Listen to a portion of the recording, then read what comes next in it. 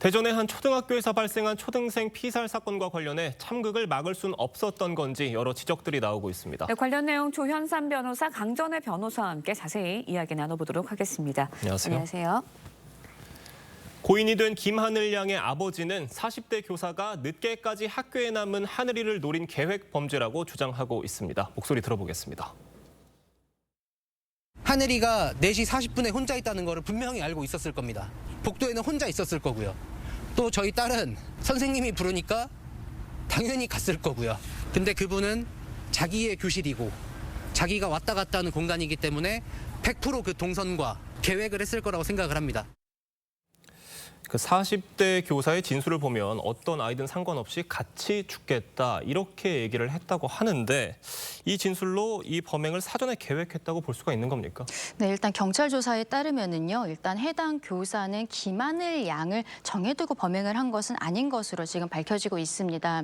다만 말씀하신 것처럼 해당 교사가 경찰에 진술한 내용을 보면은 어떤 아이든 상관없다, 같이 죽겠다 이런 생각으로 맨 마지막에 나오는 아이를 정하고 범행에 이루어졌다라고 지금 진술을 하고 있는 부분들이 있는데요. 예. 또 흉기를 미리 준비한 정황들도 드러나고 있어서 아마도 계획 범죄가 아닌가라는 이야기들이 나오고 있습니다. 네, 앞서서도 저희가 리포를 통해서 전해드렸는데 40대 교사 범행 당일에 사용한 흉기를 구입해서 나오는 장면이 CCTV에 공개가 되기도 했습니다.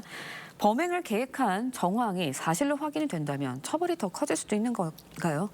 우리나라 양형 기준에 따른다면 여러 가지 규정이 있죠. 그중에 하나가 범행 수단에 대해서 사전에 구입을 하고 이것을 소지한 경우에는 가중처벌을 하도록 되어 있습니다. 그리고 피해자를 유인했다라든가 아니면 범행에 취약한 특정 피해자에 대해서 이런 범행을 저질렀다든가 아니면 잔혹한 범행 수법이라든가요. 여러 가지 사정이 있는 경우에는 가중처벌하게 되어 있고요. 지금과 같은 김하늘 양을 대상으로 한 이 40대 교사의 사건의 경우에는 저는 미성년자를 유인해서 살인한 사건이기 때문에 특가법상 가중처벌 규정이 적용될 여지가 있다고 보여지고요. 그렇다고 한다면 사형 아니면 무기징역입니다. 법정형 자체가 굉장히 중한 처벌을 받기 때문에 아마 이 법령에 의율될 가능성도 있지 않을까 생각도 듭니다. 지금 이 40대 교사가 지난해 12월에 정신질환을 이유로 6개월간 질병휴직을 냈다가 약 20일 만에 조기 복직했다고 하는데 이 복직을 두고도 여러 가지 문제가 있을 수 있다 지적들이 있어요. 일단 해당 교사는 2018년 정도부터 정신질환을 앓은 것으로 알려지고 있습니다. 2021년, 23년, 24년 각 2달씩 이미 병가를 쓴 적이 있는데요. 작년 12월 9일에는 정신질환의 이유로 휴직을 6개월을 신청했습니다. 1년에 교사 같은 경우에는 병가를 2개월밖에 쓸 수가 없었기 때문에 휴직을 신청한 것으로 보이는데 말씀하신 것처럼 12월 30일에 갑작스럽게 복직을 하게 된 것입니다.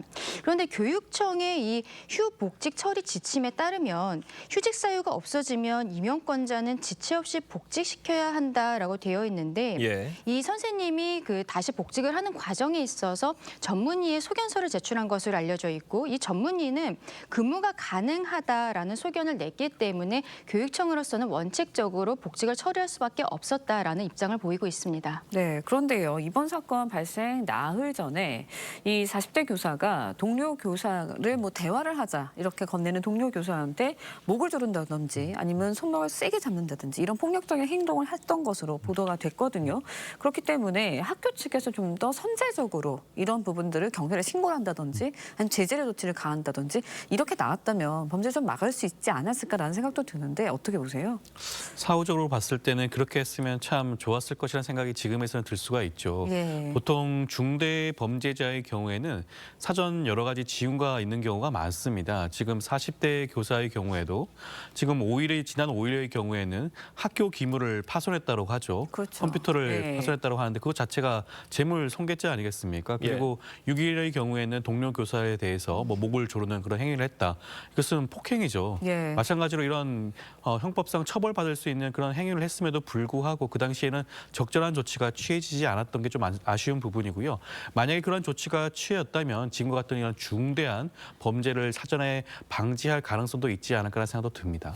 지금 사건 당일 오전에 교육청이 학교에 장학사를 파견해서 이 40대 교사에 대한 분리 조치 의견을 전달했다고 하는데 이를 두고 장학사가 와서도 여러 가지를 점검하고 나서도 지금 이 사태를 막지 못했다 이런 비판도 나오고 있어요. 그렇죠. 마침 범행 당일 오전 10시경에 교육청에서 장학사가 학교를 직접 파견을 나간 것입니다. 예. 그래서 그동안에 이 선생님이 복직 이후로 사건들이 있었기 때문에 그것을 조사를 했는데 또 해당 교사에 대해서는 직접 조사하진 않았다라고 해요. 네. 이 교사를 자극할 가능성이 있었다라고 밝히고 있습니다.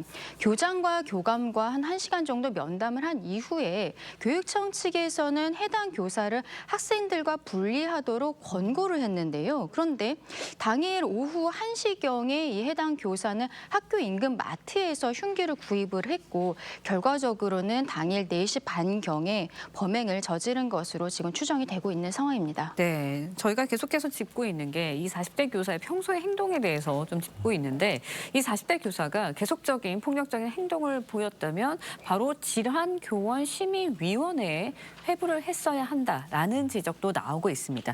질환교원심의위원회 이게 뭐하는 위원회고 그다음에 이거를 왜 선제 조치를 못한 건지 이 부분도 설명이 좀 필요할 것 같아요. 그렇죠. 지금 관련돼서 여러 가지 규정이 사실상 현존해 있었습니다. 이것이 사실상 제대로 운영되지 않았다는 그런 측면이 있는 것인데요. 예. 말씀하신 그런 질환교원 심의위원회의 경우에도 예. 마찬가지입니다.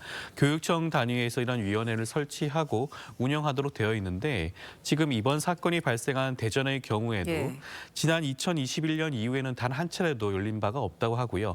다른 교육청도 사정은 비슷합니다. 수차례 몇 회 정도 발생한 정도에 그친 것으로 보여지고요. 아무래도 이런 심의위원회 회부한다는 것 자체가 예. 어떻게 보면 특정 교원에 대해서 뭐 인권 침해 여지라든가 아니면 정신질환자로 낙인 찍는 그런 낙인 효과도 있지 않겠습니까? 그렇죠. 여러 가지 측면에서 아마 교원들이 여기에 대해서 네. 적극적으로 좀 대응하기가 쉽지 않았던 부분이 있는 것으로 보여지고요. 그렇지만 이런 위원회 규정이 있는 만큼 차후에라도 이런 규정을 좀 적극적으로 활용을 해야 되지 필요성이 있지 않을까라는 생각이 듭니다. 네. 저희가 이 해당 교사의 정신질환에 대해서 얘기를 하고 있는데 아직 이 부분에 대해서는 범행 동기나 범죄 연관성이 확인되지 않았다는 점을 저희가 다시 한번 짚고 넘어가겠습니다. 이런 상황에서 지금 우울증 치료를 받는 초등 교원이 2008년부터 5년간 1.9배 늘었다고 하는데 이런 정신질환을 앓고 있는 교직원들에 대한 지원도 제대로 이루어져야 할 것 같아요. 네, 맞습니다. 이번에는 해당 교사가 어떤 개인적인 사유가 있었을지도 모르겠습니다만 우리 국민들께서 궁금하신 것은 그러면은 우리 학교에서 가르치고 있는 교사들에 대한 정신건강이 제대로 케어되고 있는 것인가인 것인데요. 지금 건강보험공단에 따르면은 2018년부터 5년간 교사들의 정신질환이 예. 1.9배 정도 늘었다라고 알려지고 있습니다. 예. 교육보호활동센터라는 곳이 있는데요. 교직원 심리상담을 전담하는 곳입니다. 이곳이 지금 전국에 32곳이 있는데 센터를 늘리고 인력 역시 늘려야 하는 것이 아니냐라는 지적들이 나오고 있습니다. 그리고 교사들 같은 경우에는 건강검진을 2년에 한 번 받도록 되어 있는데 그 결과를 학교에 제출해야 될 의무는 없는 것이죠. 그렇기 때문에 이번처럼 교사 개인이 어떠한 정신질환을 가지고 있을 때에는 학교나 교육당국에서 미리 알 수 있는 방법은 지금으로서는 없는 상황입니다. 네, 고 김하늘 양의 아버지 제2의 하늘이가 나오지 않도록 하늘이법을 만들어달라고 요청하기도 했는데요. 그 목소리 직접 들어보시죠. 제2의 하늘이가 나오지 않을 수 있도록 정부는 하늘이법을 만들어서 심신미약인 선생님들의 치료를 하교하는 저학년들의 책임질 수 있는 모습을 만들어야 된다고 생각합니다. 네, 들으신 것처럼 이제 하늘이법을 만들어서 심신미약에 있는 선생님들 치료받고 학교하는 저학년 아이들 안전하게 책임질 수 있는 방안 마련해달라 이런 이야기신 것 같은데 어떻게 현실 상황은 만들 수 있는 상황인가요? 저는 우선 하늘양의 아버지께서 심신미약이라는 단어를 사용했는데 네. 저는 지금부터 심신미약이라는 단어를 사용하고 싶진 않아요. 40대 교사가 만약에 심신미약 상태라고 한다면 추후에 법정에서 감경 사유로 작용될 여지가 있습니다.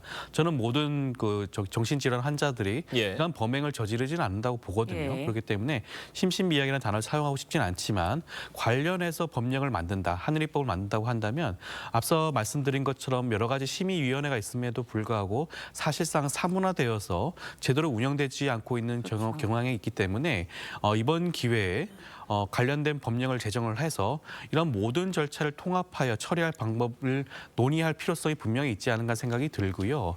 뭐 심신미약 상태라든가 여러 가지 질환이 있는 교사들의 경우에도 어떻게 보면 적법하게 휴직을 장기간 할 수 있고 예. 충분한 치료 이후에 복직할 수 있는 그러한 제도를 만드는 게 필요하다는 생각이 들고요.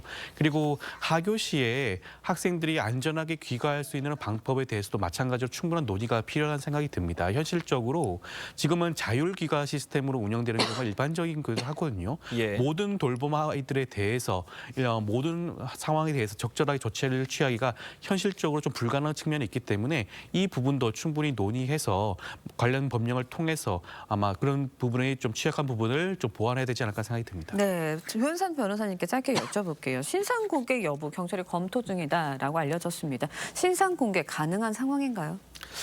신상 공개와 관련된 법령에 따르면 범죄가 중대하거나 범죄가 소명이 되었다든가 아니면 그다음에 그 상당한 수준이 있는 경우에 공개하게 되어 있는데요. 사실 이것도 좀 사안에 따라서 다른 경우가 많습니다. 예. 과거 살펴보게 되면 서부지검의 경우였죠. 은평구 아파트 일본도를 이용해서 살인했던 그 사건의 경우에도 신상 공개가 이루어지지 않았던 사례가 있습니다. 분명히 중대한 범죄였음에도 불구하고 그런 사례가 있죠. 어떻게 보면 약간 명확하지 않은 그 법령 때문에 그런 걸 수도 있는데요. 그럼에도 불구하고 이번 하늘이양 사건의 경우에는 40대 교사가 이런 범죄 혐의를 이미 시인하고 있고 범행 수법이 굉장히 잔인합니다. 그렇기 예. 때문에 저는 충분히 공개될 여지가 있지 않을까 생각이 듭니다. 네, 네, 강전의 변호사 조현산 변호사와 이야기 나눴습니다. 감사합니다. 고맙습니다.